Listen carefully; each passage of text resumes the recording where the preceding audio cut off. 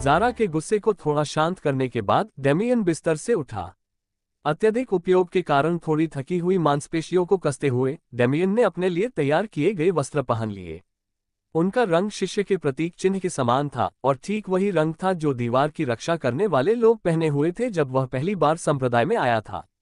उनका डिजाइन पूरी तरह से काला था, जो एक अंतहीन रात जैसा दिखता था, लेकिन इसकी सतह को घेरने वाली गहरे नीले रंग की रेखाओं और घुमावों ने इसे तारों से भरे अथाह आकाश जैसा बना दिया था। कुछ देर तक आईने में खुद को निहारने के बाद डेमियन ने अपने शिष्य के प्रतीक में अपनी माना शक्ति का संचार किया ताकि वह देख सके कि उसे किस दिशा में जाना चाहिए। जैसे ही उसने ऐसा किया, उसकी दृष्टि में सूचना का एक छोटा सा पत्रक प्रकट हुआ।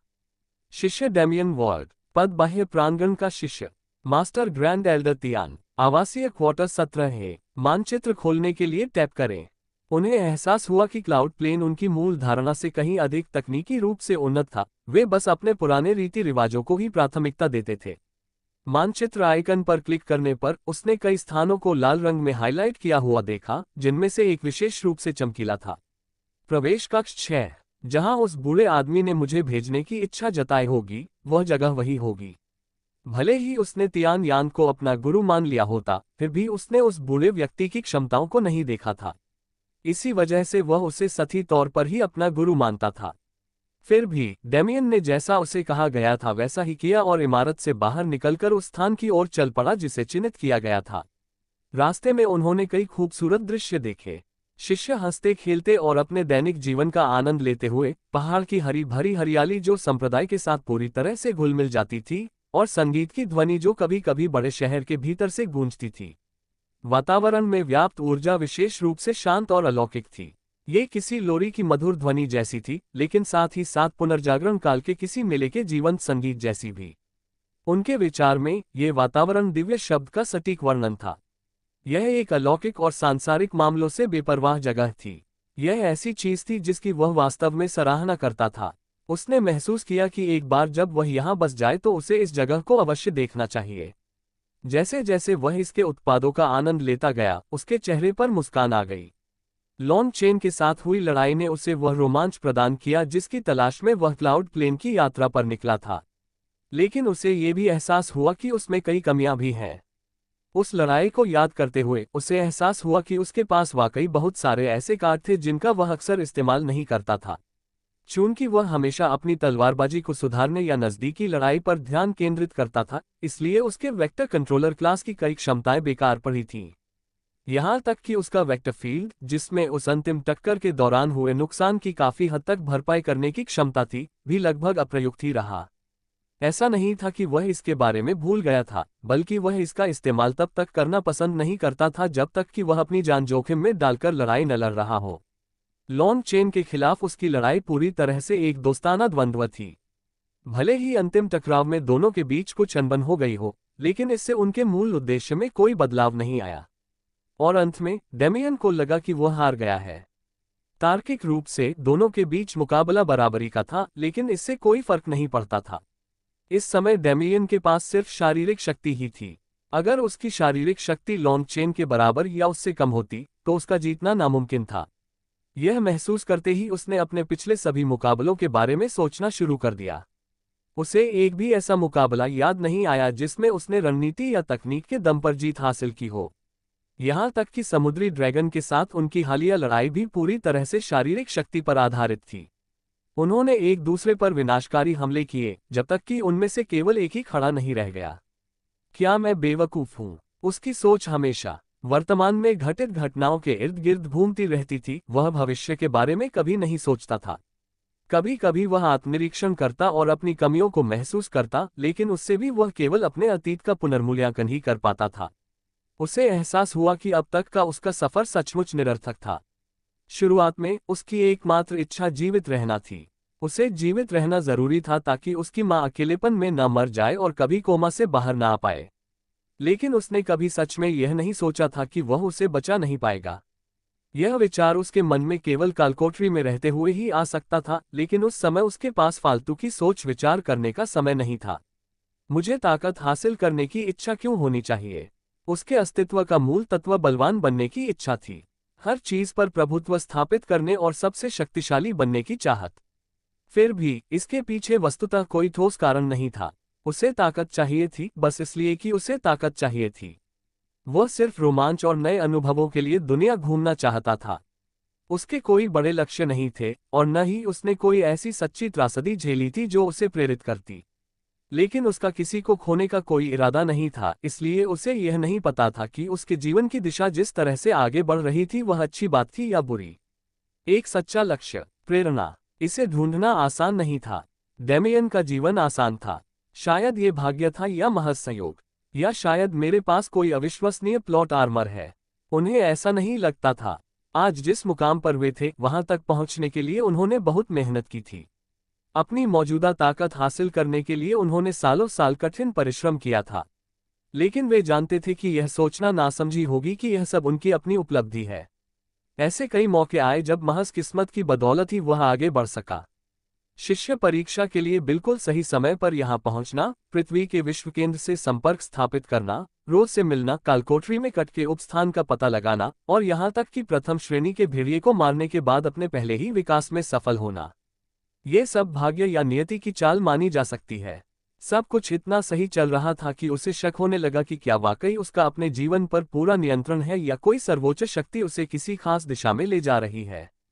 लेकिन उसने इस विचार को झटक दिया। वह इतना महत्वपूर्ण नहीं था कि कोई ऐसा व्यक्ति जिसके पास इस तरह की चीजों में हेरफेर करने की शक्ति हो, उसकी परवाह करे। उन्हें यह भी एहसास हुआ कि शायद उन्हें ADHD या ऐसी ही कोई समस्या है, क्योंकि उनके विचार उनके मूल इरादे से इतने भटक गए थे कि उन्हें पहचानना लगभग असंभव हो गया था। जब तक वह अपने विचारों से बाहर आया, तब तक वह दीक्षांत समारोह कक्ष के सामने पहुंच चुका था। इसकी संरचना कोई विशेष नहीं थी, लेकिन ये स्पष्ट था कि यह लोगों की बड़ी सभाओं के लिए बनाया गया था। जब डेमियन ने दरवाजा खोला, तो जैसा उसने सोचा था, वहां लगभग 100 और नए शिष्य भी मौजूद थे। ये वे लोग थे जिन्होंने उसके साथ परीक्षा उत्तीर्ण की थी। हालांकि जब वे ये देखने के लिए पीछे मुड़े कि उनके साथ हॉल में कौन आया है, तो सारी बातचीत एकदम शांत हो गई। अरे क्या वो? हाँ, जब उन्होंने कहा कि केवल 998 सीटें हैं तो मैंने इस संभावना के बारे में सोचा था, लेकिन वह लॉन्ग चेन के बराबर का सर्वोच्च प्रतिभाशाली व्यक्ति है। अपने बारे में हो रही अनगिनत निगाहों और फुसफुसाहटों का सामना करते हुए डेमियन उदासीनता से भीड़ की ओर चल पड़ा। डेमियन के अचानक और शानदार तरीके से प्रवेश करने के कुछ ही मिनट बाद एक खूबसूरत महिला कमरे में दाखिल हुई। सच कहें तो खूबसूरत शब्द भी उसके लिए काफी नहीं था। उसकी त्वचा पीली सफेद और उत्तम जैद से भी अधिक चिकनी थी। उसका हावभाव बत्तखों के झुंड में हंस के समान था। उसकी सहज सुंदरता ने दीक्षांत समारोह में उपस्थित सभी लोगों को मोहित कर लिया और सबका ध्यान उसी पर केंद्रित कर दिया। उसके लंबे चांदी जैसे बाल चांदनी की नदी की तरह उसकी पीठ पर लहरा रहे थे, जो उसकी सुनहरी आंखों से बिल्कुल मेल खा रहे थे, मानो दो सूर्यों की तरह चमक रही हों। उसका चेहरा और शरीर किसी भी पुरुष को होश खोने पर मजबूर कर सकता था, लेकिन कोई भी इतना मूर्ख नहीं होता कि उसके पास जाने की हिम्मत करे। अगर किसी एक चीज से उसकी सुंदरता धूमिल हो सकती थी, तो वह थी उसकी निगाहों की निर्मलता। वह हर चीज को अपने से नीचा समझती थी, यहाँ तक कि अपने शिष्यों की भी परवाह नहीं करती थी, जो आगे चलकर उसके छोटे भाई बहन बनने वाले थे। हालांकि इससे भी उनमें एक अलग ही आकर्षण पैदा हो गया था। ऐसी महिला जिसमें इतने निडर अहंकार को कायम रखने की ताकत हो, वह स्वाभाविक रूप से कई शक्तिशाली पुरुषों की चाहत का पात्र होगी, और इस दुनिया में उनमें से कई लोगों का किसी न किसी के जाल में फंसना तय था। लेकिन उनकी पवित्रता और शांत स्वभाव ने ये स्पष्ट कर दिया कि वे ऐसी नियति के शिकार नहीं थीं। इसी वजह से न केवल पुरुष उनकी सुंदरता पर मोहित थे, बल्कि महिलाएं उनके दृढ़ संकल्प की अवहेलना करती थीं। उसके कपड़े भी उनके कपड़ों से अलग थे। उनका आधार तो काला था, लेकिन उन पर बनी रेखाएं बैंगनी रंग की थीं। ये कपड़े बड़ों के कपड़ों जैसे तो नहीं थे, लेकिन ये स्पष्ट था कि संप्रदाय में उसकी स्थिति उनसे अलग थी। उसे देखते हुए डेमियन भी स्तब्ध रह गया। फिर भी उसके कारण बाकियों से अलग थे। वह ऊर्जा बेहद खूबसूरत है। जो दृश्य उसकी आंखों ने देखा, उसे वह हमेशा के लिए अपनी स्मृति में अंकित करना चाहता था। एक शीतल चांदी जैसी ऊर्जा, जिसकी आभा किसी प्रलयकारी हिमयुग की तरह ठंडी और निर्जन थी, लेकिन साथ ही एक स्नेही माँ जैसी सुरक्षा भी। डेमियन को समझ नहीं आ रहा था कि माना से ऐसी मानवीय अनुभूति कैसे हो सकती है, लेकिन यह एक ऐसी अनुभूति थी जिसका उसने पहले कभी अनुभव नहीं किया था। वह माना के प्रभाव में इतना खो गया था कि उसने महिला की सुंदरता या शालीनता पर जरा भी ध्यान नहीं दिया। रोज की माना शक्ति भ्रामक थी, मानो वह कभी किसी को अपनी अगली चाल का पता न चलने दे। एलेना की माना शक्ति पवित्र थी, जो किसी भी अशुद्धता को स्वीकार नहीं करती थी। ज़ारा की माना शक्ति रहस्यमय थी, मानो वह किसी की भी इंद्रियों से बचना चाहती हो। जहां तक डेमियन की अपनी माना शक्ति की बात है, वह क्रूर और अलौकिक थी। वह अपनी सुविधा के अनुसार अस्तित्व में थी, फिर भी पल भर में हिंसक रूप ले सकती थी। प्रत्येक व्यक्ति की ऊर्जा से उत्पन्न होने वाली अनुभूति आंशिक रूप से उसके उपयोगकर्ता पर निर्भर करती थी, लेकिन तत्वों का भी इसमें महत्वपूर्ण योगदान था। यही कारण था कि डेमियन की ऊर्जा अलौकिक थी, जबकि वह स्वभाव से हमेशा सीधा साधा था। इस महिला की ऊर्जा विरोधाभासी थी, लेकिन इस तरह से नहीं कि उससे कोई परस्पर क्रिया उत्पन्न हो। भले ही दोनों भावनाएं एक दूसरे से अत्यंत भिन्न थीं, फिर भी वे आपस में जुड़ी हुई थीं और एक दूसरे के साथ तालमेल बिठा रही थीं। किस तरह का व्यक्ति और किस तरह का तत्व ऐसा दृश्य उत्पन्न कर सकता है? डेमियन ने सोचा, लेकिन वह अपने विचारों में अधिक देर तक नहीं रह सका। अचानक उसे अपने शरीर पर एक बर्फीली निगाह का एहसास हुआ। उसकी आंखों में दो रंग आपस में घुल मिल गए और हल्की सी चमक आ गई। यह एक सहज प्रतिक्रिया थी जो उसे पहले कभी नहीं हुई थी। यह स्वभाव अपने आप ही प्रकट हो गया, लेकिन उसे यह समझने की जरूरत नहीं थी कि इसका क्या असर होता है। उसकी आंखों में प्रतिक्रिया आने से पहले एक पल के लिए उसे ऐसा लगा जैसे वह नग्न हो और उस ठंडी निगाह ने उसके सारे राज खोल दिए हों। ऊपर देखते हुए उसने पाया कि वही महिला उसे घूर रही थी। उसके चेहरे पर घृणा का भाव साफ झलक रहा था। चाहे वह इसे छिपाने की कितनी भी कोशिश करे, वह उसकी आंखों में इसे पढ़ सकता था। मैंने ऐसा क्या किया जिससे वह नाराज हो गई? डेमियन मन ही मन रोया।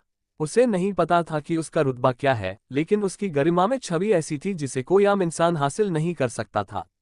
उसकी निगाहें एक जगह पर ज्यादा देर तक नहीं टिकी। पूरी बातचीत बस एक पल के लिए ही हुई और फिर उसने भीड़ पर नजरें घुमानी शुरू कर दी। जिसे इस बात का पता नहीं था, उसे शायद ही कुछ खास लगा हो। काफी देर की चुप्पी के बाद महिला बोलने लगी। आप अब हमारे सेलेस्टियल स्टार सेक्ट के बाहरी प्रांगण के शिष्य हैं, इसलिए मैं जो कहने जा रही हूं उसे ध्यान से सुने। बाहरी दरबार के शिष्यों के रूप में आप संप्रदाय के भीतर सबसे निचले दर्जे के हैं। भले ही आप बाहर अपनी स्थिति का प्रदर्शन करना चाहें, स्टार माउंटेन के भीतर आपका कोई मूल्य नहीं है। बाहरी प्रांगण में आप जैसे हजारों शिष्य हैं, जबकि भीतरी प्रांगण में हम मात्र कुछ हजार ही हैं। आप कल्पना कर सकते हैं कि प्रवेश के लिए परीक्षा कितनी कठिन होगी। बाहरी प्रांगण के शिष्यों के रूप में आपके जीवन की निगरानी या पुलिसिंग नहीं की जाएगी। आप जो कुछ भी करते हैं वह आपकी अपनी मर्जी है। हालांकि कुछ शर्तें हैं जिन्हें आपको पूरा करना होगा। हर साल आपका एक मिशन कोटा होता है। यह कोटा सुनिश्चित करता है कि आप शामिल होने के बाद बेकार पड़े रहने के बजाय संप्रदाय में योगदान देंगे। इसके बारे में विस्तार से जानने के लिए आप मिशन हॉल जा सकते हैं। बुनियादी नियमों की बात करें तो वे सरल हैं। नीच व्यक्ति मत बनो। अपने साथी शिष्यों की हत्या करना मना है, लेकिन अगर आपके मन में कभी न सुलझने वाली दुश्मनी है, तो आप इस मामले को हमेशा के लिए सुलझाने के लिए जीवन मरण के अखाड़े में ले जा सकते हैं। साथ ही यदि आप किसी पर जबरदस्ती करने का प्रयास करते हैं, तो आपको या तो निष्कासित कर दिया जाएगा या मार दिया जाएगा। हम अपने संगठन में गंदगी बर्दाश्त नहीं करते। आपको हर महीने 100 स्पिरिट स्टोन मिलेंगे और अन्य संसाधन स्टार प्लाजा से खरीदे जा सकते हैं। अगर आप ये राशि बढ़ाना चाहते हैं, तो आपको इसके लिए काम करना होगा। सिर्फ जानकारी के लिए बता दें, हम भीतरी दरबार के शिष्यों को महीने में 5000 स्पिरिट स्टोन मिलते हैं, जबकि मुख्य शिष्यों के पास इनकी लगभग असीमित आपूर्ति होती है। मैं न तो आपको भ्रमण कराऊंगा और न ही आपको कोई और जानकारी दूंगा। यदि आप योग्य हैं, तो आप सीढ़ी चढ़ेंगे और यदि आप योग्य नहीं हैं, तो आप बाहरी प्रांगण में सड़ते रहेंगे। जहां तक आपके रहने की जगह का सवाल है, आप में से जो भी मूर्ख नहीं है, उसे आपके शिष्य टोकन से ऐसी जानकारी पहले ही मिल जानी चाहिए थी। बस इतना ही। आपको बर्खास्त किया जाता है। अपने इन अंतिम शब्दों के साथ वह महिला अपने पीछे रह गए स्तब्ध शिष्यों की ओर एक नजर भी डाले बिना तेजी से चली गई। वाह, यह तो वाकई कुछ खास था। डेमियन को नहीं लगता था कि उन्हें सब कुछ खुद ही करना चाहिए था, लेकिन उसे इससे कोई फर्क भी नहीं पड़ता था। उस महिला से मिली पहली छाप अच्छी नहीं थी, लेकिन उसे शक था कि वे फिर कभी मिलेंगे। जिस तरह से वह बाहरी आंगन को तुच्छ समझती थी, उससे लगता था कि वह उसे जल्द ही नहीं देखेगा। मुझे आश्चर्य होता है कि इस दुनिया में खाना कैसा होता होगा। अन्य नए शिष्यों की अनदेखी करते हुए वह दीक्षा कक्ष से निकलकर संप्रदाय का पता लगाने चला गया। तारांकन तारांकन तारांकन। पहाड़ की चोटी के पास एक विशाल पैगोडा के अंदर एक महिला एक बूढ़े व्यक्ति के सामने आज्ञाकारी भाव से बैठी थी। गुरुजी, आपने मुझे ऐसा करने के लिए क्यों मजबूर किया? ये कार्य आमतौर पर दरबार के अन्य शिष्यों को सौंपा जाता है, इसलिए मुझे जाने की कोई आवश्यकता नहीं थी।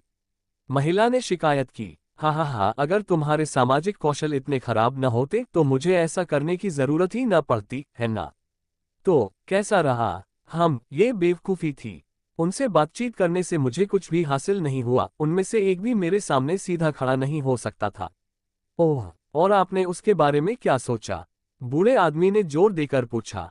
महिला थोड़ी हिचकिचाई। उससे मैं बस एक पल के लिए ही देख पाई थी, इससे पहले कि मुझे कुछ रुकावट महसूस हुई, लेकिन मैंने संक्षेप में देखा कि उसके भीतर धीरे धीरे तारों का एक क्षेत्र बन रहा था। फिर भी इससे वह जरा भी योग्य नहीं हो जाता। हो, बूढ़े व्यक्ति ने उत्सुकता भरे भाव से कहा। थोड़ी देर बाद वह हल्के से मुस्कुराया। तुम्हें जल्द ही एक बहुत ही दिलचस्प छोटा भाई मिलने वाला है। एक सप्ताह पलक झपकते ही बीत गया। इस दौरान डेमियन ने एक बाहरी शिष्य के रूप में संप्रदाय के हर उस कोने का पता लगाने की पूरी कोशिश की जहां तक उसकी पहुंच थी, और यह उसकी अपेक्षा से कहीं अधिक जीवंत था। उस महिला द्वारा बाहरी प्रांगण के बारे में दी गई व्याख्या के बाद डेमियन का इसके प्रति दृष्टिकोण बदल गया। वह इसे भीतरी प्रांगण के बेहतर संसाधनों तक पहुंचने के लिए एक चूहा दौड़ के रूप में देखने लगा, लेकिन वह बुरी तरह से गलत था। अधिकांश लोगों को इतने निचले स्तर पर रहने में कोई आपत्ति नहीं थी। वे हर महीने मिलने वाले मात्र 100 स्पिरिट स्टोन से ही आनंदित और सुखमय जीवन जी सकते थे। हालांकि उन्हें इसका कारण समझ आ गया। यद्यपि यह संप्रदाय प्रतिस्पर्धा को बढ़ावा देता था, वे केवल योग्य लोगों को ही आगे बढ़ने देना चाहते थे। बाहरी दरबार के शिष्यों को आरामदायक जीवन वातावरण प्रदान करके वे आगे बढ़ने की प्रेरणा खो चुके लोगों को स्वतः ही अलग कर सकते थे। ये लोग अब भी संप्रदाय के लिए महत्वपूर्ण थे। वे संप्रदाय के शिष्य के रूप में अपनी स्थिति बनाए रखने के लिए हमेशा अपने निर्धारित कार्य पूरे करते थे, और वे वातावरण को स्वच्छ और सौहार्दपूर्ण बनाए रखने के लिए आवश्यक सभी छोटे मोटे काम भी करते थे। ये छोटे मोटे काम भी मिशन की तरह ही थे, लेकिन ये ज्यादा लंबे समय तक चलने वाले थे। डेमियन को पता चला कि संप्रदाय की दीवारों की रखवाली करने वाले शिष्य भी अपने प्रयासों के लिए स्पिरिट स्टोन अर्जित करते थे। डेमियन को मिशन हॉल, ग्रैंड लाइब्रेरी और स्टार प्लाजा जैसी इमारतें सबसे उपयोगी लगीं। हालांकि अन्य सुविधाएं भी थीं, लेकिन वे सुविधाएं जो उसकी साधना में प्रगति में सहायक हो सकती थीं, उन सभी के लिए उसके पास मौजूद स्पिरिट स्टोन से कहीं अधिक स्पिरिट स्टोन की आवश्यकता थी। मिशन हॉल की संरचना एडवेंचरर्स गिल्ड के समान थी, लेकिन उसमें सभी अनावश्यक चीजें नहीं थीं। हॉल की पूरी पिछली दीवार पर एक बड़ा बोर्ड लगा हुआ था, जिस पर विभिन्न खोज और मिशन लिखे हुए थे। कुछ शिष्य ये तय करते थे कि कौन किस कार्य को अंजाम दे सकता है, और कुछ वरिष्ठ सदस्य संप्रदाय छोड़ने वाले सभी लोगों का रिकॉर्ड रखते थे। वहां एक अनुशासन कक्ष भी था जहां संप्रदाय के कानून प्रवर्तक एकत्रित होते थे। हालांकि इस पद के लिए चयन प्रक्रिया कठोर थी और केवल कुछ ही लोग इसे बनाए रखने में सक्षम थे। अनुशासन कक्ष का हिस्सा होना साथ ही शिष्यों से भरपूर सम्मान प्राप्त करने का एक जरिया था। स्टार प्लाजा शहर के मध्य भाग के एक बड़े हिस्से में फैला हुआ था। इस प्लाजा में लगभग हर वो चीज मिल जाती थी जिसकी किसी को जरूरत हो। संसाधन, पालतू जानवर और यहाँ तक कि साधना तकनीकें भी यहाँ मौजूद विभिन्न दुकानों पर बिक्री के लिए उपलब्ध थीं। शहर का बाकी हिस्सा मुख्य रूप से आवास और मनोरंजन से भरा था, जो किसी भी अन्य शहर की तरह ही काम करता था। बाहरी शिष्यों के लिए आवास की व्यवस्था बुरी नहीं थी, लेकिन उसे अच्छा भी नहीं कहा जा सकता था। डेमियन का कमरा एक बेडरूम वाले अपार्टमेंट जितना बड़ा था। उसे नहीं पता था कि क्या सभी लोग अकेले रह सकते हैं या यह उसके मालिक की कृपा से उसे मिला एक विशेषाधिकार था, लेकिन उसे इससे कोई फर्क नहीं पड़ता था। रहने की जगह फिर भी कोई खास नहीं थी। जहां तक उनके पसंदीदा क्षेत्र की बात है, तो वह या तो शहर के आसपास के वन क्षेत्र थे या भव्य पुस्तकालय।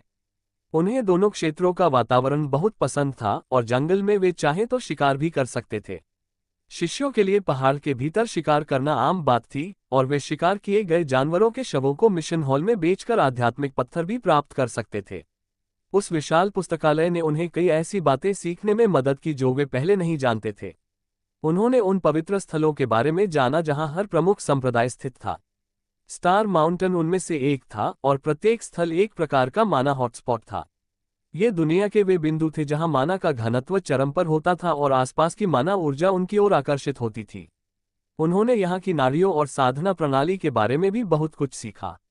उनके अनुमान के अनुसार नाड़ियां वास्तव में माना परिपथों का ही एक और रूप थीं।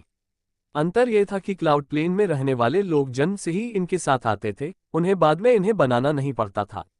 यह एक दिलचस्प अवधारणा थी, लेकिन चूंकि ज्ञान केवल देशांतर रेखाओं से संबंधित था और अन्य ग्रहों की प्रणालियों को शामिल नहीं करता था, इसलिए वह अपने अनुमान की सत्यता का परीक्षण करने में सक्षम नहीं था। चूंकि वह अपने नए गुरु से पहले पाठ की प्रतीक्षा कर रहा था, इसलिए उसने अपने तत्वों के बारे में कुछ भी शोध न करने का निर्णय लिया। वह ये देखना चाहता था कि जब वह उस पाठ में जाए तो उसे क्या नया सीखने को मिल सकता है। भव्य पुस्तकालय में 3 मंजिलें थीं और उसे केवल पहली मंजिल तक ही पहुंच प्राप्त थी, जबकि दूसरी और तीसरी मंजिलें क्रमशः आंतरिक और मुख्य शिष्यों के लिए खुली थीं। यद्यपि यह बाहरी प्रांगण में स्थित था, यह एक ऐसा स्थान था जहां तीनों स्तरों के शिष्य एकत्रित होते थे। अगर कोई एक और जगह थी जिसके बारे में डेमियन विशेष रूप से उत्साहित था, तो वह स्टार टॉवर था। डेमियन की समझ के अनुसार स्टार टावर एक विशाल खजाना था। उसे नहीं पता था कि इसका मालिक कौन है या इसे स्टार माउंटेन पर किसने स्थापित किया था, लेकिन कहा जाता था कि यह संप्रदाय की शुरुआत से ही वहां मौजूद था। स्टार टावर एक ऐसी जगह थी जहां चुनौतियों का सामना करने पर बड़े पुरस्कार मिलते थे। उसने इसके बारे में ज्यादा कुछ नहीं जाना था, क्योंकि उसने कोई गहन शोध नहीं किया था, लेकिन वह किसी न किसी दिन इसे जरूर आजमाना चाहता था। संप्रदाय के बारे में अपनी खोज पूरी करने के बाद डेमियन के पास वास्तव में करने के लिए कुछ नहीं था। वह अपना समय अपने छोटे से छात्रावास के कमरे में ध्यान में बिताता था, उस रहस्यमय नए तत्व को और अधिक समझने का प्रयास करता था जिसके बारे में उसे धीरे धीरे ज्ञान प्राप्त हो रहा था। इस समय वह इसकी पहचान को लेकर पूरी तरह स्पष्ट था। इसकी शुरुआत अंतरिक्ष यात्रा के दौरान लंबे ध्यान के बाद हुई थी, लेकिन हाल ही में वह इसके प्रवाह को और अधिक विस्तार से महसूस कर रहा था। उसके अंतरिक्ष तत्व से उसके घनिष्ठ संबंध को देखते हुए शुरू से ही यह स्पष्ट हो जाना चाहिए था कि उसकी पहचान क्या है, लेकिन उसने कभी सोचा भी नहीं था कि वह वास्तव में इसे हासिल कर लेगा। आखिर उन दोनों पर नियंत्रण पाना बहुत ही शक्तिशाली शक्ति होगी, है ना? लेकिन समझने के मामले में उनकी सोच हमेशा तार्किक होती थी। वे जानते थे कि यदि उस तत्व की शक्ति विशाल हो तो उसके कई नुकसान होंगे, या फिर उसके उपयोग से वह क्या कर सकता है, इस पर कई सीमाएं होंगी। ये स्वाभाविक ही था, क्योंकि इसके प्रवाह को बाधित करने से गंभीर परिणाम हो सकते थे। लेकिन फिर भी वह इसे समझना चाहता था। उसने जरा सी भी सुविधा के लिए ध्यान नहीं छोड़ा और पूरी तरह से अपनी चेतना में लीन हो गया। और वहां उनकी समझ कहीं अधिक प्रबल थी। यदि अंतरिक्ष एक स्थिर समुद्री तल की तरह था जो हर जीव के रहने के लिए घर बनाता था, तो समय उन लहरों की तरह था जो चीजों को जीने और बढ़ने की अनुमति देती थी। अगर ये दोनों एक साथ काम करने लगें तो ब्रह्मांड का अस्तित्व ही समाप्त हो जाएगा।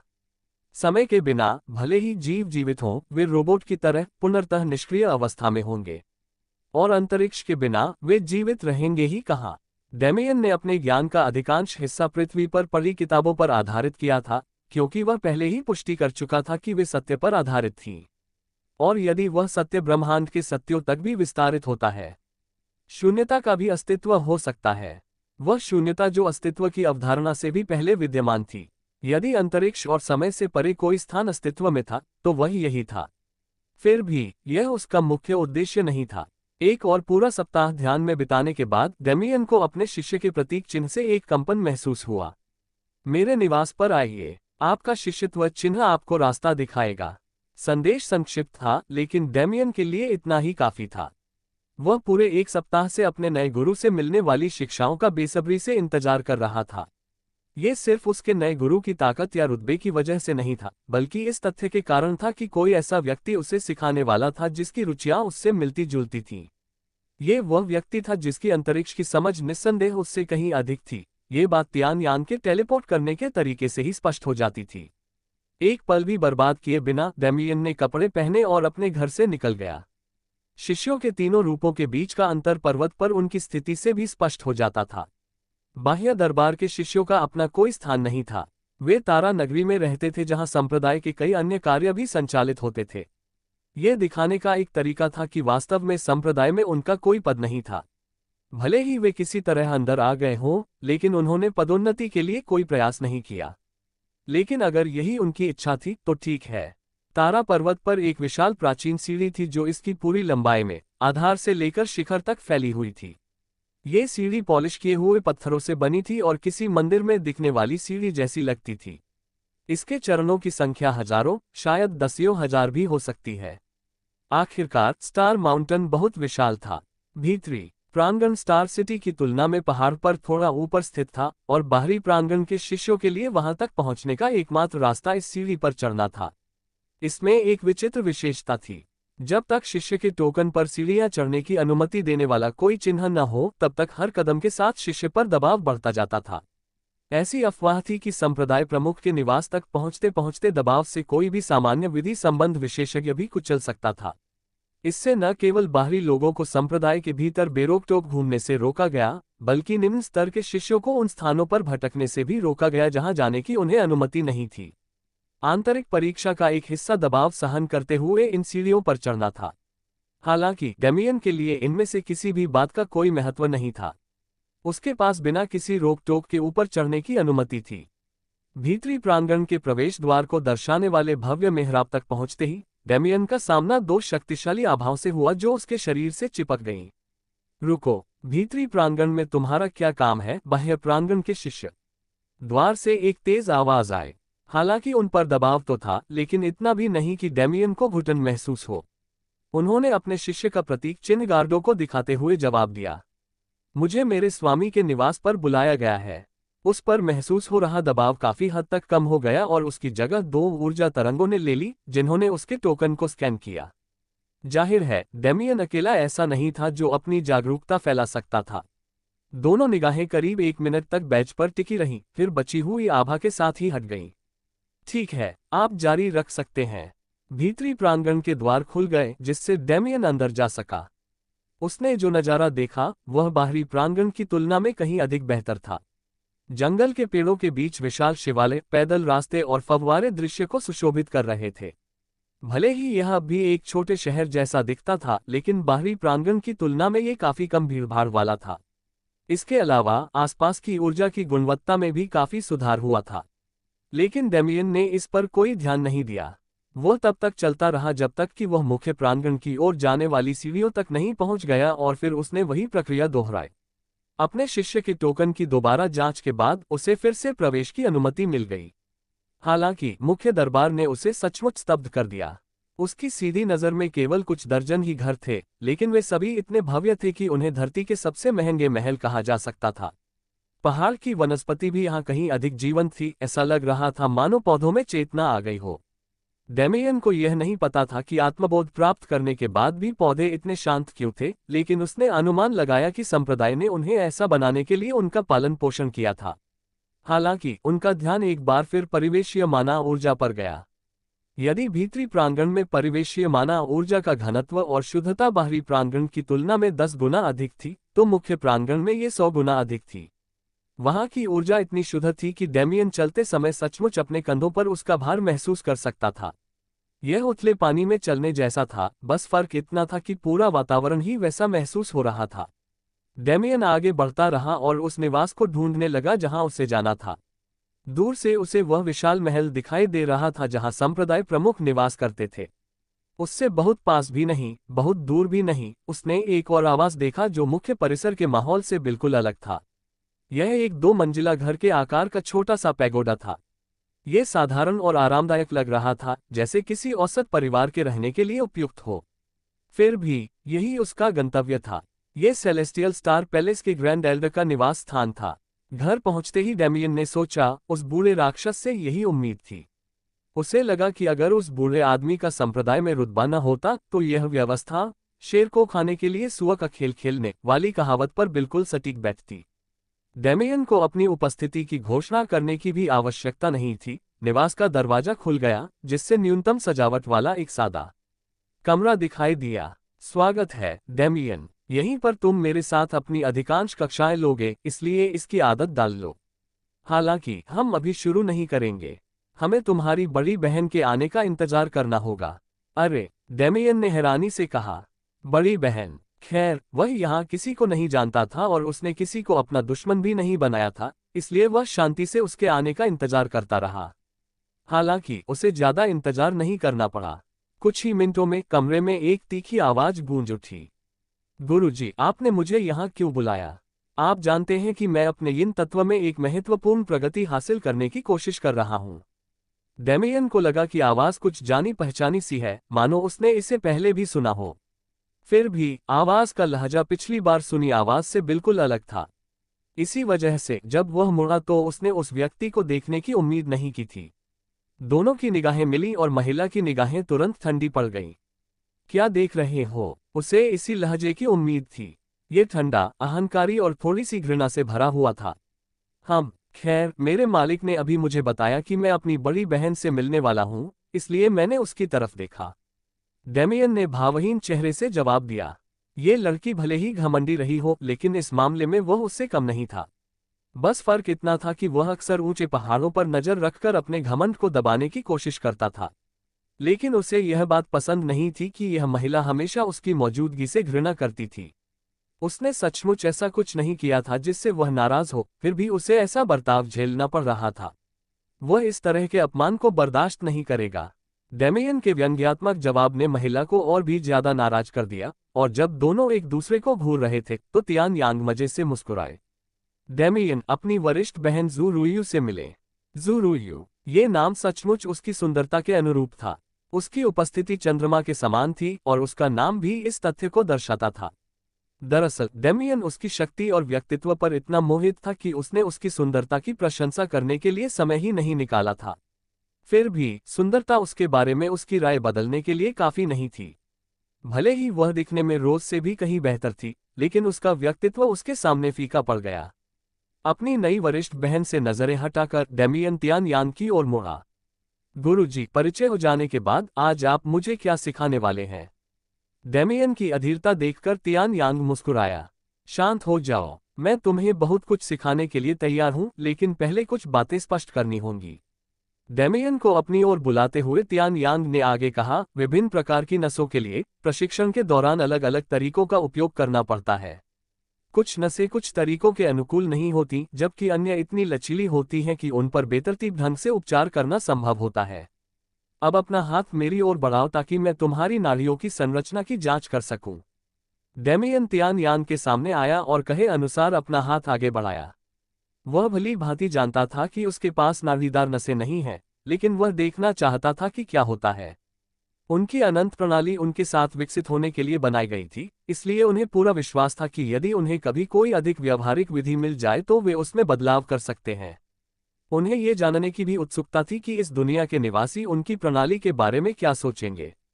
जब तियान यांग ने डेमियन का हाथ पकड़ा तो उसने अपने शरीर में माना की एक कोमल धारा प्रवाहित होने दी।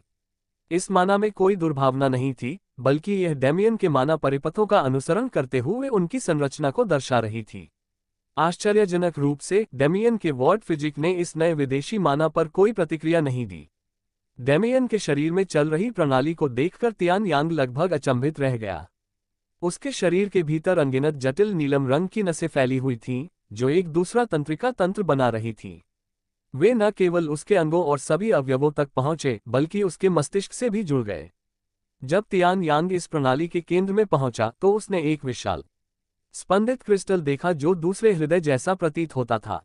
ये क्रिस्टल लगातार माना ऊर्जा को परिष्कृत करता रहा और उससे जुड़ी नसों के माध्यम से उसे वापस भेजता रहा, जिससे परिष्करण का एक चक्र बन गया। इसी तरह जब तक डेमियन में सुधार होता रहा, उसकी माना ऊर्जा भी उच्च स्तर तक परिष्कृत होती रही। यह क्या है? तियान यांग ने इससे पहले ऐसा कुछ भी नहीं देखा था। हालांकि एक बात तो उसे पक्का यकीन था कि वे किसी भी तरह से नाड़ी रेखाएं नहीं थीं। तियान यांग के चेहरे पर मुस्कान और चौड़ी हो गई। मैं समझ गया, तो बात ऐसी है। इस समय तक तियान यांग कई सदियों तक जी चुका था। उसके लिए ये समझना अजीब होगा कि क्या हो रहा है। ये बच्चा मेरी मूल धारणा से कहीं अधिक साहसी है। जो व्यक्ति शून्य हृदय तलवार विधि का उत्तराधिकारी बन सकता है, वह कभी भी सामान्य व्यक्ति नहीं हो सकता, लेकिन यह असामान्य होने का एक अलग ही स्तर था। अपने युवावस्था में तियान यांग एक साहसी व्यक्ति थे, इससे पहले कि उन्हें अपनी सीमाओं का एहसास हुआ और वे स्थिर हो गए। वह ऐसे व्यक्ति नहीं थे जो समय को यूं ही बीतते हुए देखकर संतुष्ट हो जाते। इतना ही नहीं, उनमें अंतरिक्षीय संवेदनशीलता भी थी। यदि उन्होंने स्वयं ब्रह्मांड का अन्वेषण न किया होता तो उनके लिए वर्तमान स्तर की उपलब्धि हासिल करना असंभव होता। वह अपने बचपन के दिव्य तारा महल को छोड़कर अन्य ग्रहों की खोज में निकल पड़ा था।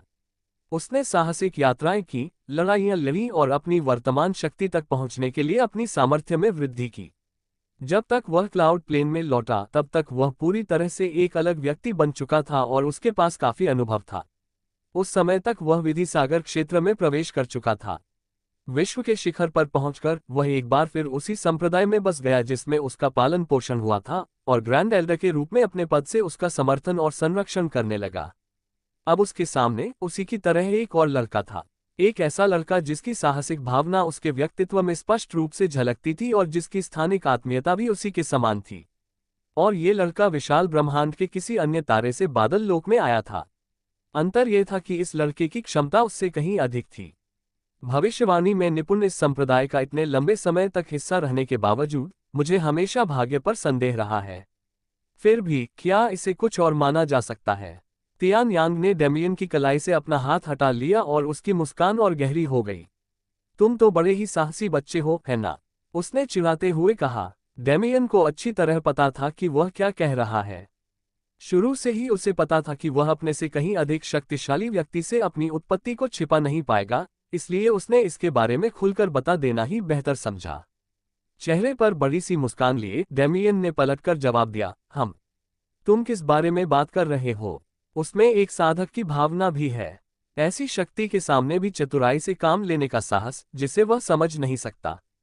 तियान यांग ने सोचा। शिष्य परीक्षा के बाद डेमियन के जागने के समय को छोड़कर यह उनकी पहली वास्तविक मुलाकात थी और इसकी शुरुआत बहुत अच्छी रही।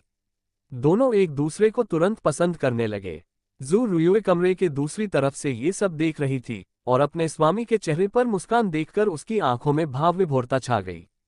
फिर भी उसके मन में जो विचार थे वे केवल उसी को पता थे। जब दो समान रुचियों वाले लोग मिलते हैं तो एक अजीब बात घटित हो सकती है। इस बात की थोड़ी संभावना होती है कि वे एक दूसरे की ओर आकर्षित हों और अधिकांश लोगों की तुलना में अधिक मजबूत बंधन विकसित कर लें। जब आत्मीयता अंतरिक्ष तत्व की तरह ही मायावी और गूढ़ होती है तो इस प्रकार का संबंध और भी मजबूत हो सकता है। ये लोग एक दूसरे के साथ विचारों का आदान प्रदान कर सकते हैं और ज्ञान प्राप्ति के माध्यम से बहुत तेजी से प्रगति कर सकते हैं। भले ही डेमियन की ताकत तियान यांग के बराबर न हो, लेकिन उसके विचार और विचारधाराएं अलग होंगी। दो दृष्टिकोणों के मेल और मूल्यों के आदान प्रदान से कई नए और सशक्त विचार जन्म ले सकते हैं। तियान यांग स्वाभाविक रूप से इस बात से अवगत था और वह इस संभावना को लेकर थोड़ा उत्साहित हुए बिना नहीं रह सका। उसने कितने वर्षों से कोई प्रगति नहीं की थी। ठीक है, इस तरह की देशांतर रेखाओं के साथ आपको मेरे द्वारा दिए जाने वाले प्रशिक्षण में कोई समस्या नहीं होनी चाहिए। तो चलिए तुरंत शुरू करते हैं। तियान यांग के शरीर से हल्की हल्की लहरें निकली जब उसने अपनी ऊर्जा का संचार किया। इसे भांपते हुए जू रुयुए ने भी दूरी बना ली।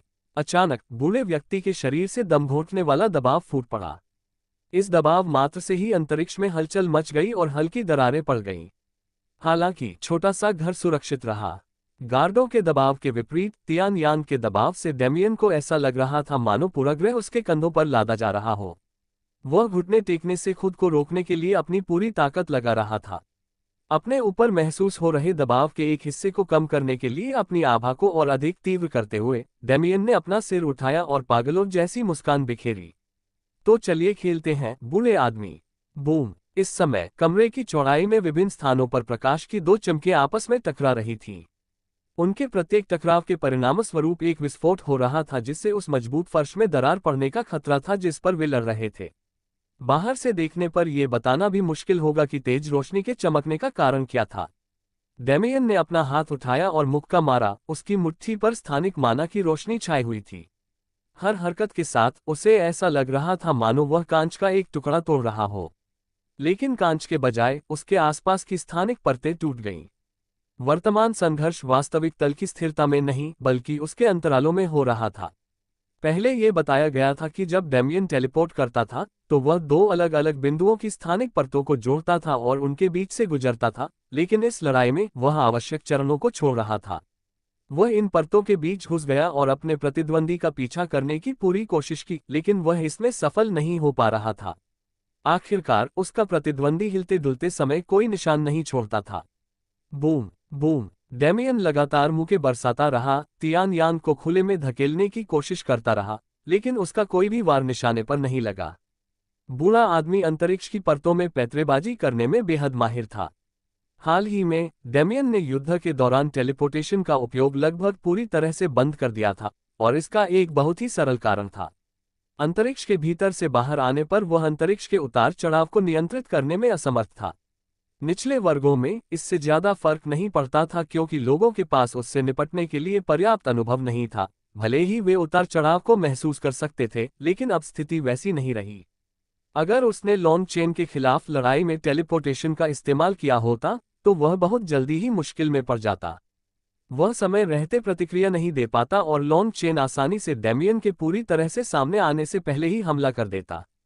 यह एक ऐसी खामी थी जिसे डेमियन पहले ही स्वीकार कर चुका था और इसी वजह से उसने अपनी सबसे पहली अर्जित क्षमता यानी अल्प दूरी की टेलीपोर्टेशन शक्ति का उपयोग करना बंद कर दिया था। लेकिन तियान यांग से पहली मुलाकात के बाद सब कुछ बदल गया। वह बूढ़ा व्यक्ति गायब होने के बाद अपने पीछे कोई निशान नहीं छोड़ गया। न कोई भौतिक सुराग, न कोई बची हुई ऊर्जा और न ही कोई उतार चढ़ाव। यह एक ऐसी बात थी जिसकी वह वास्तव में प्रशंसा करता था, क्योंकि वह अभी तक ये नहीं समझ पाया था कि ऐसा कैसे किया जाए। तियान यांग द्वारा अंतरिक्ष तत्व के उपयोग को समझने की कोशिश करते हुए डेमियन ने अपनी हथेली को मुट्ठी में कस लिया और फिर उसे घुमाया। अंतरिक्ष उसके आंदोलनों का अनुसरण करते हुए उसके आसपास के छोटे से दायरे में विकृत और दरार पड़ने लगा।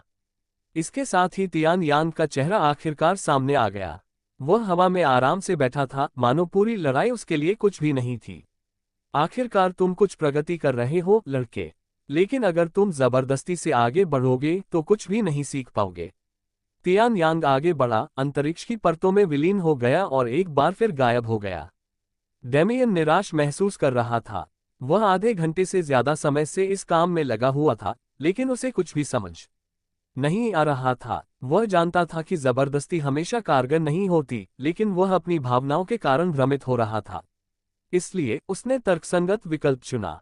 जंगल में पहले किए गए अपने कारनामों की नकल करने की कोशिश करते हुए डेमियन ने अपनी भावनाओं को अपने मन में मौजूद माना के क्षेत्र में प्रवेश करने के लिए प्रेरित किया। शून्य हृदय। इस अवस्था में प्रवेश करते हुए उसका केवल एक ही लक्ष्य था। तियान यांग उसे क्या सिखाने की कोशिश कर रहा था, उसे समझना। डेमियन की आंखों की चमक फीकी पड़ गई और वे पूरी तरह भावहीन हो गईं। उन्होंने धीरे धीरे अपनी मुद्रा शिथिल कर ली, मानो उन्हें कोई फर्क ही न पड़ रहा हो। अचानक उन्होंने अपना हाथ दाहिनी ओर हिलाया। टकराना। एक प्रक्षेप्य जो अकल्पनीय गति से उसकी ओर आ रहा था उसके शरीर से दूर जा गिरा। उसके प्रक्षेप पथ को नियंत्रित करने वाले कारक पूरी तरह से बदल गए। जिस दिशा से वह आया था उस ओर देखते ही डेमियन गायब हो गया।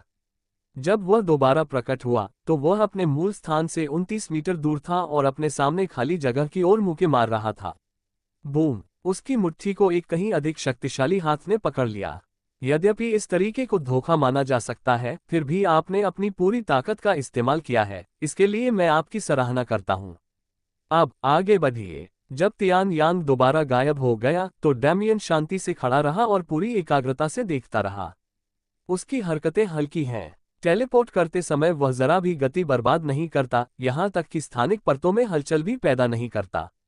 तियान यांग पानी में मछली की तरह फुर्तीला था, जबकि डेमियन किसी गुफावासी की तरह था।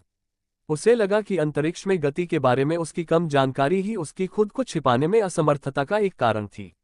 दक्षता हर व्यक्ति के लिए एक जैसी नहीं होती। मेरे पास उससे अलग साधन है। इस तरह की दक्षता हासिल करने में वर्षों का निरंतर अभ्यास लगता, और डेमियन अभी यही नहीं करना चाहता था। वह इस समस्या का तत्काल समाधान चाहता था। मेरे पास मौजूद विकल्पों में से सबसे अच्छा विकल्प वेक्टर होंगे। हर चीज में सदिश मौजूद थे, यहां तक कि अंतरिक्ष को भी अनगिनत सदिशों से युक्त कहा जा सकता है जो उसकी गति को समन्वित करते हैं। जब डेमियन ने सदिश नियंत्रण सीखा तो उसने सदिशों को नियंत्रित करने के लिए अंतरिक्ष को एक माध्यम के रूप में इस्तेमाल किया। इस बार वह माध्यम के वेक्टरों में ही हेरफेर करना चाहता था। अगर वह ऐसा कर पाता तो उतार चढ़ाव को खत्म करना उसके लिए कोई समस्या नहीं होनी चाहिए थी। वेक्टरों को नियंत्रित करने की क्षमता ने डेमियन को कई विकल्प दिए थे जिनका उसने अभी तक पूरी तरह से पता नहीं लगाया था। इनमें परिमाण को नियंत्रित करने की क्षमता भी शामिल थी। परिमाण शब्द का शाब्दिक अर्थ किसी वस्तु के आकार या विस्तार से था। यद्यपि अंतरिक्ष भौतिक नहीं बल्कि एक अमूर्त अवधारणा थी, फिर भी वह इसी से सबसे अधिक परिचित था।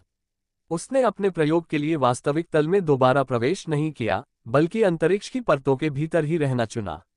उसने इस बात पर भी ध्यान देना बंद कर दिया कि तियान यांग अभी भी कभी कभी उसकी एकाग्रता भंग करने के लिए उस पर प्रक्षेपास्त्र फेंक रहा था। उसने अपने वेक्टर फील्ड को इस तरह खड़ा किया कि उसकी ओर आने वाले किसी भी हमले को वह निष्क्रिय रूप से परावर्तित कर दे। अपना हाथ एक बार फिर ऊपर उठाते हुए डेमियन ने हवा में हल्के हल्के इशारे करने शुरू कर दिए, मानो वह एक अदृश्य गिटार बजा रहा हो। हर झटके के साथ उसके आसपास के अंतरिक्ष में लहरें उठने लगीं। इस प्रभाव को उत्पन्न करने के लिए उसने अपनी उंगलियों पर स्थानिक ऊर्जा का लेप लगाया था। धीरे धीरे लेकिन निश्चित रूप से उसने अपने आसपास के अंतरिक्ष को बनाए रखने वाले वेक्टरों को समझने की कोशिश की। कमरे के दूसरी ओर तियान यांग डेमियन को काम करते हुए देख रहा था। पहले कुछ मिनटों तक उसने डेमियन की एकाग्रता को चुनौती देने के लिए हमले किए, लेकिन डेमियन ने उन सभी को आसानी से नाकाम कर दिया। इनमें से कुछ हमले ज़ू रुयुए की ओर भी प्रतिबिंबित हुए, जिससे उसे अपनी पूरी क्षमता से हमलों से बचना और उन्हें रोकना पड़ा। चूंकि वह अंतरिक्ष की परतों के भीतर क्या हो रहा था उसे देख नहीं पा रही थी, इसलिए वह तुरंत क्रोधित हो गई, ये सोचकर कि यह जानबूझकर किया जा रहा है। इस लड़के के पास जो शक्तियां हैं वे वाकई दिलचस्प हैं। किसी वस्तु की दिशा और उससे संबंधित अन्य बलों को नियंत्रित करने के लिए इस तरह की शक्ति का उपयोग करना मैंने अपनी यात्रा में बहुत बाद में सीखा। और उसका तरीका भी बिल्कुल अलग है, तियान यांग ने सोचा। उसने देखा कि डेमियन ने अपनी उंगली से निकलने वाली तरंगों की तीव्रता को धीरे धीरे कम कर दिया, हालांकि उसके द्वारा उपयोग की जाने वाली बल और माना की मात्रा समान थी, और उसकी समझने की गति भी कम नहीं है। केवल 1 घंटे में ही उसने अंतरिक्ष नियमों के मेरे उपयोग की नकल करने की विधि को समझ लिया है। तियान यांग गहरी सोच में डूबा हुआ था, इसलिए उसने डेमियन पर ध्यान देना बंद कर दिया, जिससे वह उस समय को चूक गया जब डेमियन ने अपने प्रयोगों को रोककर उसकी ओर देखा। और जब वह सोच ही रहा था तभी डेमियन अपनी पिछली जगह से गायब हो गया, चुपचाप तियान यांग के सामने प्रकट हुआ और अपनी पूरी ताकत से उस पर मुक्का मारा। टकराना। फिलहाल डेमियन का शरीर फर्श पर फैला हुआ दिखाई दे रहा था, जो लगभग काले और नीले रंग से रंगा हुआ था। उफ स्वामी, क्या ये वाकई जरूरी था? वह दर्द से कराह उठा, उसके चेहरे पर पीड़ा स्पष्ट झलक रही थी। एक ही वार करने के बाद तुम घमंडी हो गए थे। क्या तुम्हें लगा कि मैं तुम्हें सबक नहीं सिखाऊंगा? तियान यांग ने मुस्कुराते हुए जवाब दिया। टेलीपोर्टेशन के दौरान होने वाले उतार चढ़ाव को कम करने और संतुलित करने के लिए परिमाण हेरफेर का उपयोग करना सीखने के बाद डेमियन तुरंत तियान यांग के सामने प्रकट हुआ और एक जोरदार मुक्का मारा। तियान यांग विचारों में डूबा हुआ था, इसलिए उसे बचाव करने का समय नहीं मिला। डेमियन के मुकाबले कहीं अधिक शक्तिशाली उसके शरीर ने मुक्के को पूरी तरह से झेल लिया, लेकिन इस दौरान उसकी बेइज्जती जरूर हुई।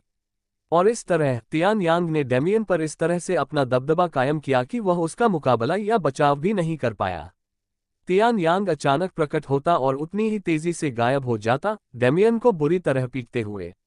उसने एक विधि समुद्री विशेषज्ञ के रूप में अपनी स्वाभाविक शक्ति का भी उपयोग नहीं किया, बल्कि केवल तृतीय श्रेणी की शक्ति का प्रयोग करके युद्ध पर पूर्ण प्रभुत्व स्थापित किया। इसका अंतिम परिणाम वर्तमान दृश्य है। जब डेमियन अपने शरीर के पुनर्जीवित होने का इंतजार कर रहा था, जो उसे अपेक्षित गति से कहीं अधिक धीमी लग रही थी, तभी उसकी नज़र कोने में बैठी ज़ू रुयुए पर पड़ी, जिसके चेहरे पर हल्की सी मुस्कान थी। तुम किस बात पर हंस रहे हो?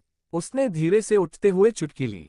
अपनी गलती का एहसास होते ही उसने फिर से अपना भावहीन चेहरा बना लिया और अनभिज्ञता से कहा, आपका क्या मतलब है?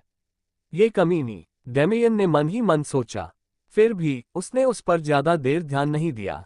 उसके विचार पिछली बातचीत की ओर लौट गए।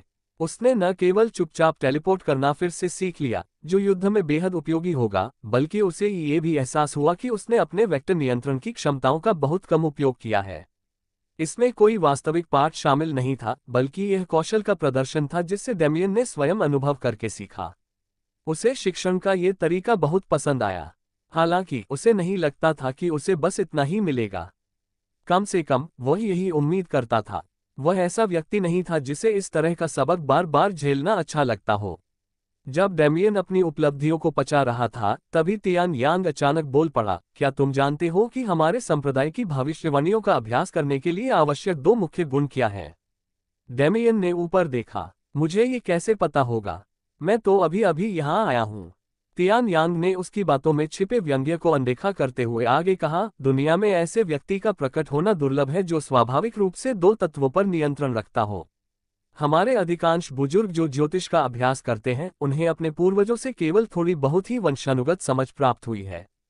इस बिंदु पर ज़ू रुयुए ने भी ध्यान देना शुरू कर दिया। संप्रदाय की भविष्यवाणी तकनीकें शिष्यों को उपलब्ध नहीं कराई जाती थी, इसलिए वह स्वाभाविक रूप से उनके कामकाज के बारे में उत्सुक थी। भविष्यवाणी करना एक विचित्र पेशा है। ये व्यक्ति को भविष्य देखने की अनुमति देता है, लेकिन आकाश की अनुमति से अधिक कभी नहीं। ये व्यक्ति को अतीत में झांकने या वर्तमान की गहरी समझ प्राप्त करने की भी अनुमति दे सकता है। संक्षेप में, इस कला शाखा का अभ्यास करने वालों के लिए दृष्टा शब्द का प्रयोग करने का एक कारण है। भविष्यवाणी की मुख्य शक्ति वास्तविकता के ताने बाने को भेदने की क्षमता है। अपने दो शिष्यों पर निगाहें घुमाते हुए, जो पूरी एकाग्रता से सुन रहे थे, तियान यांग ने एक बार फिर कहा, भविष्यवाणी के लिए आवश्यक दो मुख्य तत्व क्या हैं? वे हैं स्थान और समय। अपनी शक्ति के चरम पर पहुंचे एक दृष्टा के बारे में कहा जाता है कि वह अंतरिक्ष में झांककर अपनी इच्छा के अनुसार किसी भी व्यक्ति या वस्तु का पता लगा सकता है। वह समय में भी झांक सकता है और ये तय कर सकता है कि अपने लक्ष्यों को प्राप्त करने के लिए कौन सा मार्ग सर्वोत्तम होगा। इस प्रकार की शक्ति को हमेशा दूसरों द्वारा तिरस्कार की दृष्टि से देखा जाता है, क्योंकि यह एक दृष्टा को उस पहलू में लगभग सर्वशक्तिमान बना देती है। एक समय ऐसा भी आया जब लोगों ने मिलकर उन सभी लोगों को खत्म करने की कोशिश की जो भविष्यवाणियों का अभ्यास करते थे, लेकिन वे असफल रहे। वे दृष्टा भी एकत्रित हुए जिन्होंने उस आधार की शुरुआत की जो बाद में हमारा आकाशीय तारा महल बन गया। डेमियन को इस विषय में दिलचस्पी हुई और उसने एक सवाल पूछा, तो इसे सेलेस्टियल स्टार पैलेस क्यों कहते हैं? इसका दृष्टाओं से क्या संबंध है? तियान यांग मुस्कुराया और धैर्यपूर्वक उसे उत्तर दिया, ये सरल है। उन ऋषियों की विरासत केवल सीमित संख्या में लोगों को ही मिल सकती है, इसलिए उनकी नींव पर एक संपूर्ण संप्रदाय का गठन लगभग असंभव था। लेकिन उन्होंने उत्तर के लिए ज्योतिष का सहारा लिया और किंवदंती के अनुसार उन सभी ने एक ही भविष्यवाणी देखी। यह एक ऐसा दृश्य था जो तारों से शुरू होकर तारों पर ही समाप्त होता था। एक विशाल ब्रह्मांड अज्ञात साधनों से निर्मित हुआ। हालांकि इससे आगे कुछ देखने से पहले ही उन्हें स्वर्ग के प्रकोप का सामना करना पड़ा। ब्रह्मांड के रहस्यों या भाग्य और नियति के प्रवाह को बदलने वाली महत्वपूर्ण घटनाओं में बहुत गहराई से झांकने से उन लोगों के लिए भारी प्रतिक्रिया होती है जो बहुत अधिक जानना चाहते हैं। उन हजारों भविष्यवक्ताओं में से लगभग 80% ने तुरंत अपनी दृष्टि खो दी और वे स्थायी रूप से अंधे हो गए। यहाँ तक कि सबसे मूल्यवान उपचार की गोलियां भी इस समस्या का समाधान नहीं कर पाईं। शेष जो भाग्यशाली रहे वे लगभग अपंग हो गए और भविष्यवाणियों की तकनीकों का फिर कभी उपयोग करने में असमर्थ रहे। ये स्वर्ग से मिली उनकी सजा थी। और यह स्वर्ग की अवधारणा क्या है? डेमियन ने उत्सुकता से पूछा। क्लाउड प्लेन पर आने के बाद से उसने ये शब्द कई बार सुना था, और इससे पहले पढ़ी गई उपन्यासों में तो और भी अधिक। फिर भी उनमें से किसी ने भी यह स्पष्ट रूप से नहीं बताया था कि स्वर्ग वास्तव में क्या है। तुम्हें तो इतना भी नहीं पता, जू रुयुए ने तिरस्कार भरे लहजे में कहा। छोटे से छोटा बच्चा भी सर्वशक्तिमान आकाश के बारे में जानता है। तुम्हारा पालन पोषण कहाँ हुआ? किसी गंदी पहाड़ी पर जानवरों के बीच। हालांकि इससे पहले कि डेमियन अपना गुस्सा निकाल पाता, तियान यांग ने शांत भाव से समझाना शुरू कर दिया। स्वर्ग, खैर स्वर्ग ही सब कुछ है। ये प्राकृतिक नियम है, ब्रह्मांड का नियम है, अस्तित्व का संरक्षक है और भी बहुत कुछ। आकाश अनेक रूपों में प्रकट होता है जिन्हें हम नश्वर प्राणी समझ नहीं सकते। जन्म के समय हमारे सामने प्रकट होने वाली और हमारी शक्ति को मापने वाली होलोग्राफिक खिड़की आकाश के अनेक चेहरों में से एक है। दूसरी विपत्ति वह स्वर्गीय संकट है जो तब आती है जब कोई व्यक्ति विधि संबंध क्षेत्र में प्रवेश करता है। स्वर्गीय आपदा, डेमियन ने हैरानी से कहा। उसे इनके बारे में किसी स्पष्टीकरण की जरूरत नहीं थी, लेकिन उसे बिल्कुल भी अंदाजा नहीं था कि ये सचमुच मौजूद है। सिस्टम ने पहले भी चेतना के संकेत दिखाए थे, जैसे कि हर व्यक्ति की प्रगति से अवगत होना और उनकी कहानियों को रिकॉर्ड करना, लेकिन उसने कभी नहीं सोचा था कि यह शारीरिक रूप से प्रकट होगा। बिल्कुल सही। चौथी कक्षा में प्रवेश करने पर व्यक्ति के जीवन में एक बहुत बड़ा परिवर्तन आता है। ऐसे परिवर्तन के योग्य व्यक्ति को चुनने के लिए स्वर्ग उसे एक कठिन परीक्षा से गुजारता है। यदि वे परीक्षा में असफल हो जाते हैं तो वे मर जाते हैं, और यदि वे सफल हो जाते हैं तो उन्हें शक्ति के मार्ग पर आगे बढ़ने की अनुमति दी जाती है। इतना ही नहीं, ये भी मान्यता है कि देवलोक में प्रवेश करने पर व्यक्ति को अपने नश्वर शरीर को त्यागने के लिए और भी बड़ी पीड़ा का सामना करना पड़ता है। ये देवत्व प्राप्त करने की दिशा में अंतिम कदम है। डेमियन इस जानकारी से दंग रह गया। उसे आखिरकार एहसास हुआ कि ब्रह्मांड कितनी तेजी से गतिमान है। मनुष्य कितनी शक्ति धारण कर सकते हैं। विशाल ब्रह्मांड में अपनी तुच्छ शक्ति पर गर्व करने के लिए उसे खुद पर शर्म महसूस हुई। हर शिखर के ऊपर एक और शिखर होता है। उन्हें लगा कि यह पुरानी कहावत बिल्कुल सटीक है, लेकिन उसने अपने ज्ञान और प्रेम की हर चीज की कसम खाई। एक दिन वह सर्वोच्च शिखर पर पहुंचेगा, वह शिखर जो समस्त सृष्टि को तिरस्कार भरी निगाहों से देखता है। गुरुजी, क्या आप मेरी एक मदद करेंगे? डेमियन ने झिझकते हुए पूछा। वह कुछ देखना चाहता था, या यूं कहें कि वह ये याद दिलाना चाहता था कि वह अभी भी कमजोर है। तियान यांग ने जिज्ञासा से अपनी भौहें उठाईं। जब तक आप पूछेंगे नहीं तब तक हमें पता नहीं चलेगा। तो क्या आप अपनी पूरी आभा प्रकट कर सकते हैं? मैं एक लौसी क्षेत्र के विशेषज्ञ की सच्ची शक्ति का अनुभव करना चाहता हूं। तियान यांग थोड़ा हिचकिचाया, लेकिन फिर भी उसने सिर हिलाकर सहमति दी। ठीक है, अगर मैं अपनी पूरी शक्ति का इस्तेमाल करूं, तो आपको गंभीर चोट लगना या यहां तक कि मर जाना कोई आश्चर्य की बात नहीं होगी, इसलिए मैं उतनी ही शक्ति का इस्तेमाल करूंगा जितनी मुझे लगता है कि आप सहन कर सकते हैं। फिर उसने जू रुयुए की ओर मुड़कर उसे अपने पास बुलाया। तुम भी आओ, ये तुम्हारे लिए एक अच्छा सीखने का अनुभव होगा। हालांकि उसे कारण समझ नहीं आया, फिर भी वह कहे अनुसार आगे बढ़ गई। अपने दोनों शिष्यों को सामने देखकर तियान यांग का चेहरा गंभीर हो गया। जब आपको लगे कि आपका शरीर इसे सहन नहीं कर सकता, तो अपनी आभा को मुक्त करें। उस समय मैं आपकी ऊपरी सीमा का अनुमान लगा पाऊंगा। बिना कुछ कहे तियान यांग ने अपना पूरा व्यक्तित्व बदल दिया। पहले के शिक्षक और बुजुर्ग व्यक्ति की जगह अब वह एक सम्राट की तरह दबंग आभा बिखेर रहा था। डेमियन और जू रुयुए को यह समझ आने से पहले ही कि क्या हो रहा है, उनकी आंखों के सामने सब कुछ काला हो गया। पूरे कमरे में घना अंधेरा छा गया था, और ऐसा लग रहा था कि यह एक ही जगह से निकल रहा है, तियान यांग से। जैसे जैसे उसकी आभा बढ़ती गई, अंधेरा और घना होता गया और उन दोनों पर दबाव लगातार बढ़ता गया। स्थिति यहां तक पहुंच गई कि उनमें से कोई भी आत्मविश्वास से अपने पैरों पर खड़ा नहीं हो पा रहा था। धड़ाम, जैसे जैसे आभा दमन बढ़ता गया, घुटनों के जमीन पर टकराने की आवाज सुनाई देने लगी। डेमियन अभी भी अपने आभा का उपयोग बोझ को कम करने के लिए नहीं कर रहा था, इसलिए उसके घुटने अब और टिक नहीं पा रहे थे। अंतरिक्ष में दरारें केवल उस आभा के भार के कारण पड़ने लगीं। घर का मजबूत आंतरिक भाग, जिस पर डेमियन और तियान यांग के बीच हुई झड़प के दौरान कोई क्षति के निशान तक नहीं दिखे थे, अब जंग लगे और जर्जर होने की तरह चरमराने लगा। और फिर आभा भड़क उठी। डेमियन को कुछ ऐसा महसूस हुआ जो उसने लंबे समय से महसूस नहीं किया था। यह इतना तीव्र था कि वह उस एहसास को लगभग पूरी तरह भूल ही गया था। यह उसके पूरे अस्तित्व में समा गया, उसका शरीर जम गया, उसका दिमाग सुन्न हो गया और उसे बहुत पसीना आने लगा। यह मनुष्य की सबसे बुनियादी प्रवृत्ति थी। यह एक आदिम भय था जो तब हावी हो गया जब सारी उम्मीदें खत्म हो गईं। यह क्या है? डेमियन की सोचने समझने की शक्ति खत्म हो गई। दमन का मुकाबला करने के लिए अपनी आभा का उपयोग करने का विचार भी उसके मन में नहीं आया। वह बुरी तरह भयभीत था। जू रुयुए की हालत भी कुछ बेहतर नहीं थी। वह भी जमीन पर पड़ी हुई थी और कांप रही थी, मानो उसका शरीर अत्यधिक ठंड में डूबा हुआ हो। 4 महान कुलों में से एक जू कुल की सदस्य होने के नाते वह हमेशा शक्तिशाली लोगों से घिरी रहती थी। उसने अनगिनत विधि संबंध और विधि सागर क्षेत्र के प्राणियों को देखा था। फिर भी उसने उन्हें कभी अपनी पूरी ताकत लगाते हुए नहीं देखा था।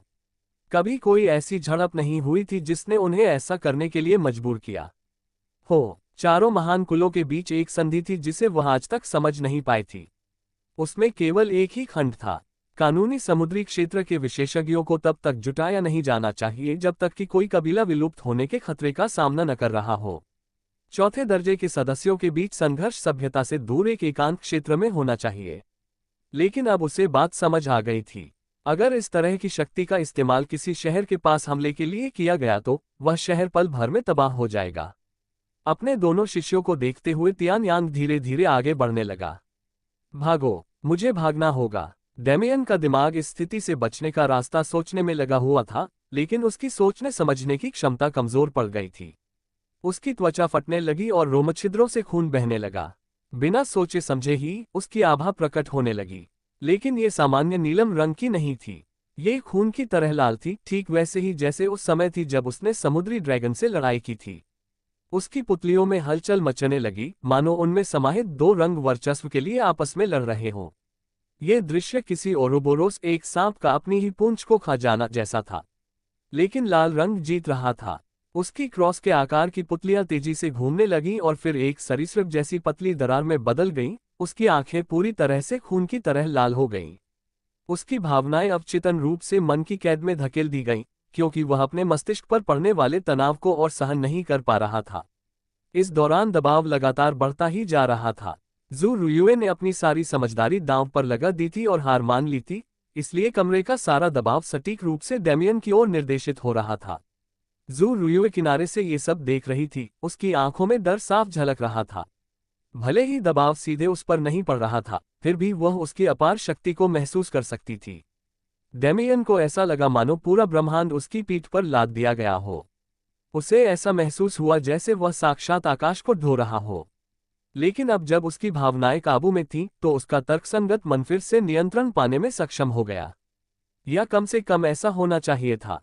लेकिन डेमियन के चारों ओर फैली खून जैसी लाल आभा कुछ और ही संकेत दे रही थी। उसके दांत और नाखून नुकीले पंजों में बदल गए थे, उसकी टांगों की मांसपेशियां शक्ति से फड़क रही थीं, दो उभार उसकी खोपड़ी से बाहर निकलने की पूरी कोशिश कर रहे थे, और यही उसकी पीठ पर भी हो रहा था। उसकी त्वचा के नीचे गहरे काले शल्क दिखाई देते और गायब हो जाते थे। तियान यांग ने बहुत पहले ही अपनी आभा को मुक्त करना बंद करने का मन बना लिया था, लेकिन डेमियन के भीतर हो रहे बदलावों को देखकर उसने उसे और अधिक सक्रिय करने का प्रयास जारी रखा। वह देखना चाहता था कि इसका क्या परिणाम निकलता है, लेकिन किस्मत को कुछ और ही मंजूर था। आह! डेमियन दर्द से चीख उठा। उसकी आंखों से खून बहने लगा और उसके शरीर में हो रहे अन्य परिवर्तनों के कारण वह किसी राक्षसी प्राणी जैसा दिखने लगा। उसके शरीर में बदलाव की कोशिश जारी थी, लेकिन उसकी मांसपेशियां फड़क रही थीं। कोई चीज उसे रोक रही थी।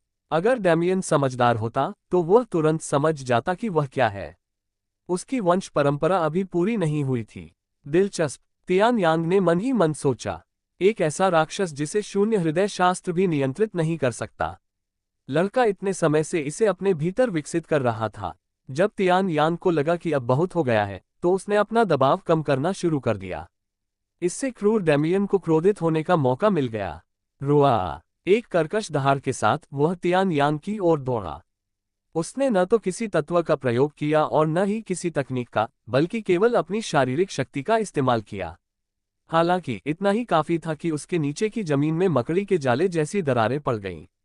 उसकी गति एक बिल्कुल नए स्तर पर पहुंच गई जो लगभग टेलीपोर्टेशन के बराबर थी, और वह पलक झपकते ही अपने प्रतिद्वंद्वी के सामने प्रकट हो जाता था। लेकिन इस बार उनका प्रतिद्वंदी ऐसा व्यक्ति नहीं था जिससे वे पंगा ले सकें। नींद! तियान यांग के हाथ में देखने में तो हल्की सी हलचल ही नजर आए, लेकिन अगले ही पल डेमियन को जमीन पर पटक दिया गया। ये गति इतनी अचानक थी कि गिरने से मिली गति ने उसके गिरने की ताकत में योगदान दिया, जिससे घर के मजबूत फर्श टूट गए और वह सीधे बेहोश होकर गिर पड़ा। डेमियन को देखकर, जिसका शरीर अब सो जाने के कारण सामान्य हो रहा था, तियान यांग ने हल्की सी हंसी निकाली। मुझे आश्चर्य है कि यह लड़का और कौन से रहस्य छिपा रहा है।